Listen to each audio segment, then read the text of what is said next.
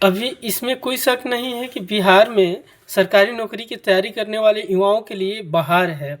क्योंकि अभी देखें तो बिहार में लगभग ऑलमोस्ट सभी डिपार्टमेंट, सभी विभागों से बहालियाँ, रिक्तियाँ आ चुकी हैं।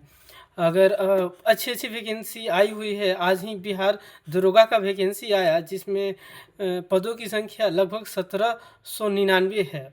ऑलमोस्ट 1800 सीट है बिहार दरोगा में। बिहार सिपाही की वैकेंसी हाल फिलहाल में आने वाला है। इसके पहले बिहार सचिवालय सहायक का वैकेंसी आ चुका है। शिक्षा विकास पदाधिकारी की वैकेंसी आ चुका है और ग्रुप डी लेवल का भी वैकेंसी बिहार एसएससी के थ्रू आई हुई है। तो ऑलमोस्ट सभी डिपार्टमेंट से वैकेंसी आई हुई है। अभी स्टेट का फॉर्म अप्लाई हो रहा है। टीआरई 4 का भी वैकेंसी लगभग उम्मीद है कि अक्टूबर तक आ जाएगा। तो बिहार में अभी तैयारी करने वाले, सरकारी तैयारी करने वाले युवाओं के लिए सच में बहार है, इसमें कोई शक नहीं है। लेकिन जहाँ खुशी की बात है वहाँ बच्चों के बीच में थोड़ी निराशा भी है कि सारी वैकेंसी एक ही टाइम में दे दिया गया है। अलग-अलग तरह की वैकेंसी का सिलेबस होने के कारण से विद्यार्थी किसी एक ही पैटर्न का तैयारी कर सकता है और किसी एक ही एग्ज़ाम प्रोसेस को फ़ॉलो कर सकता है। तो दूसरा जो वैकेंसी है, प्रक्रिया है, वो कहीं न कहीं छूट जाएगा या फिर अधूरा रह जाएगा। जैसे अगर हम देखें बिहार दरोगा और बिहार सचिवालय सहायक, दोनों पद तो ग्रेजुएशन लेवल के ही हैं, बट नेचर ऑफ सिलेबस जो है वो कहीं न कहीं अलग है। बिहार दरोगा में फिजिकल है, बिहार सचिवालय सहायक में प्री और मेंस है। प्री और मेंस तो बिहार दरोगा में भी है, लेकिन सिलेबस बहुत ही अंतर है। क्योंकि बिहार सचिवालय सहायक में मैथ्स, रीजनिंग भी अच्छे खासे संख्या में रहता है। वहीं दरोगा में मैथ और रीजनिंग का उतना काम नहीं है। 10-15 क्वेश्चन प्री में रहते हैं, मेंस में तो वो भी नहीं रहते हैं। यानी टोटली जो बच्चे सिर्फ जीके जीएस पे फोकस करते हैं, जैसे बीपीएससी सिविल सर्विसेज का तैयारी करने वाले बच्चे या फिर ओनली दरोगा पे फोकस करने वाले बच्चे, वो दरोगा के फॉर्म पे अगर फोकस करें तो आसानी से दरोगा का एग्ज़ाम को क्वालिफाई कर सकते हैं। लेकिन अगर वो चाहें कि हम सीजीएल सचिवालय सहायक का तैयारी करें तो उनको मैथ, रीजनिंग पढ़ना पड़ेगा, प्रैक्टिस करना पड़ेगा। तो बहुत ही कन्फ्यूजन है। ऑलमोस्ट फॉर्म का फ़ी कम होने के कारण से फॉर्म तो सभी लोग डाल रहा है, सभी फॉर्म, बट तैयारी अगर सिलेक्टिव ढंग से अगर नहीं करें तो बच्चे फंस सकते हैं, अभ्यर्थी फंस सकते हैं। क्योंकि नेचर ऑफ सिलेबस अलग अलग होने के कारण से आप बहुत कम समय में सिलेबस को कवर नहीं कर सकते हैं। तो ज़रूरी है कि आप एक सिलेक्टिव तरीके से सिलेक्टिव जॉब को पकड़ के तैयारी करें। ये ना सोचें कि नहीं होगा तो क्या होगा, क्योंकि सारी चीज़ की तैयारी करने पर भी आप उलझ कर रह जाएंगे और आपका ओवरऑल सिलेक्शन नहीं होने वाला है।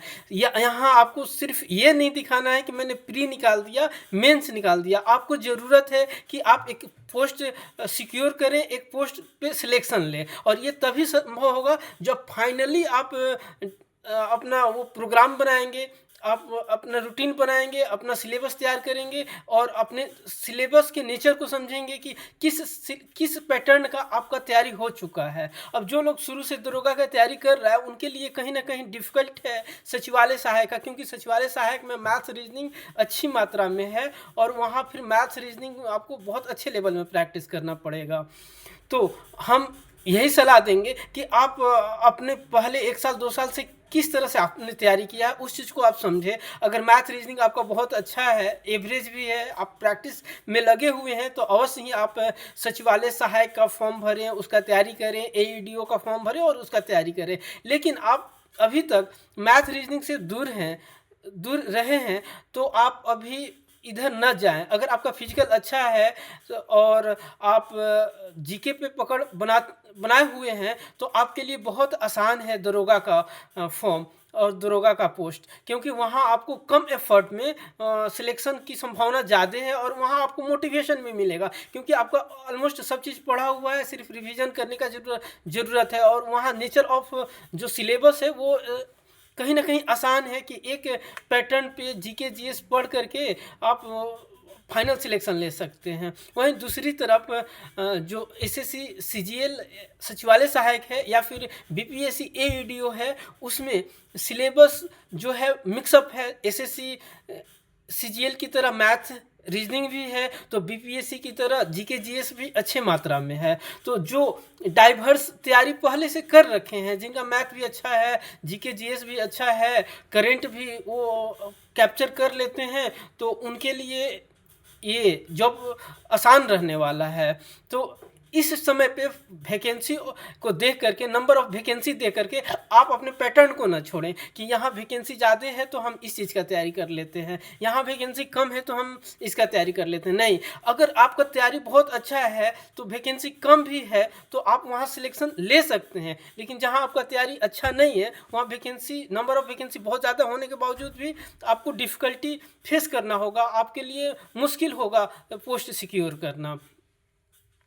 तो इस कन्फ्यूजन में तो ऑलमोस्ट सभी बच्चे हैं कि मैं किसका तैयारी करूं।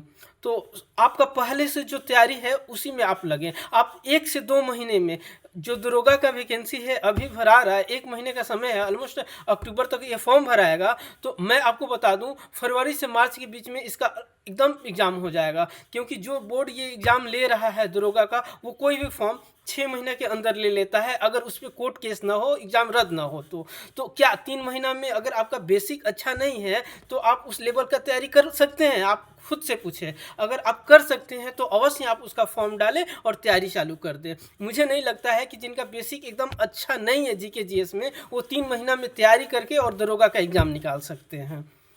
और मैं बता दूं बिहार दरोगा के तैयारी के लिए आपको बहुत ज़्यादा इधर उधर भटकने की ज़रूरत नहीं है। मात्र 3 बुक आप पढ़ करके फाइनल सिलेक्शन तक पहुंच सकते हैं। वो 3 बुक है लुसेंट सब्जेक्टिव, लुसेंट ऑब्जेक्टिव और घटना चक्र प्रीवियस ईयर पूर्वावलोकन। ये 3 बुक अगर आप पूरी अच्छी तरह से पढ़ जाते हैं तो मैं मानता हूं कि आपका सिलेक्शन हो जाएगा, क्योंकि मैं 2-3 ऐसे दोस्तों को इस तरीके से तैयारी करके फाइनल सिलेक्शन एसआई में लेते हुए देखा है मैंने। तो आप अगर ये 3 बुक बहुत अच्छे से पढ़ जाते हैं, पढ़ने का मतलब ये नहीं कि 1 बार 2 बार पढ़ गए तो वो कंप्लीट हो गया, नहीं, उसका line by line her cheese concept आपका क्लियर है, उसमें कोई डाउट नहीं है, तो आप फाइनली सिलेक्शन ले सकते हैं। बहुत ज़्यादा यूट्यूब चैनल और इधर उधर भटकने से आपका सिलेक्शन होता नहीं है, बल्कि उससे सिलेक्शन में आपको बाधा आती है। कोई भी टीचर, कोई भी यूट्यूबर आपका सिलेक्शन नहीं दिला सकता है जब तक आप बुक खुद सेल्फ स्टडी नहीं करेंगे। हाँ, यूट्यूब भी ज़रूरी है, लेकिन बहुत कम मात्रा में। जिस सब्जेक्ट में आपको समझ नहीं आता है, जैसे साइंस सेक्शन, अगर आप यूट्यूब से हेल्प लेते हैं तो वहाँ आपको मदद मिलेगा, लेकिन आर्ट्स वाला सेक्शन, हिस्ट्री, जियोग्राफी और पॉलिटी, वो जितना आप बुक से पढ़ते हैं उतना आपको वो आसान हो जाता है, उतना कॉन्सेप्ट आपको क्लियर होता है। तो ये रहा आपका बिहार दरोगा का पैटर्न। अगर आप इस पैटर्न को फुलफिल कर रहे हैं, आपका पहले से तैयारी है, तो आप अवश्य इधर की ओर प्रोसीड करें और आपका सिलेक्शन आसान हो जाएगा। दूसरी तरफ हम बात करते हैं बिहार एसएससी सीजीएल एएसओ, क्या आपको इसका तैयारी करना चाहिए? तो हम कहेंगे कि आप पहले से मैथ अर्थमेटिक सेक्शन पढ़ चुके हैं और जीके जीएस भी आपका बेसिक क्लियर है, तो आप यहाँ निकाल सकते हैं। अगर दोनों में से कोई भी आपका कमज़ोर है तो संभव नहीं है। हाँ, ये तभी संभव होगा जब 8-9 महीने के बाद एग्ज़ाम हो। अगर एग्ज़ाम 4 से 5 महीने के अंदर हो जाए तो ये संभव ही नहीं है कि आप बेसिक से पढ़ के कंपटीशन लेवल में आप आ जाएं। वही हाल है बीपीएससी एईडीओ। बीपीएससी एईडीओ का एग्ज़ाम जो है वो जनवरी से फरवरी के बीच में कंफर्म हो जाएगा। एकदम 100% श्योर है कि वो फरवरी तक एग्ज़ाम हो जाएगा एईडीओ का। तो आपका मैथ पहले से अच्छा है, जीके जीएस अच्छा है, तो आप एईडीओ में भी तैयारी कर सकते हैं। अगर मैथ अच्छा नहीं है, जीके जीएस अच्छा है और फिजिकल अच्छा है, तो आंख मूंद करके आप दरोगा का तैयारी करें। इधर भावनाओं में बह करके आप सीजीएल में तैयारी में ना लग जाएं, एईडीओ की तैयारी में ना लग जाएं, क्योंकि सबके अलग अलग पैटर्न है। ये स्वाभाविक सी बात है कि जो लोग नए हैं, अगर कम समय में वो सिलेक्शन लेना चाहते हैं तो उनको सिलेक्टिव पढ़ना होगा, वो कम समय में सिलेक्शन ले सकते हैं। हाँ, अगर आपको 10 साल 8 साल समय गंवाना है तो अवश्य आप सबका तैयारी करें। आपका तैयारी तो अच्छा हो जाएगा, लेकिन पता चलेगा कि आप कहीं का नहीं रहे, आपका फाइनल सिलेक्शन कहीं नहीं हुआ।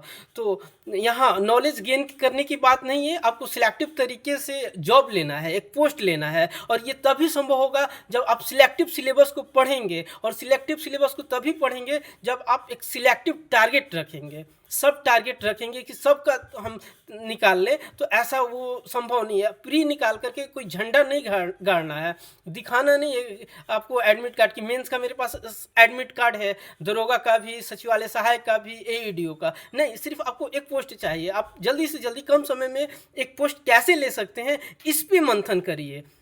और ये तभी संभव है जब एक टारगेटेड तरीके से आप एक टारगेटेड सिलेबस पे तैयारी करेंगे।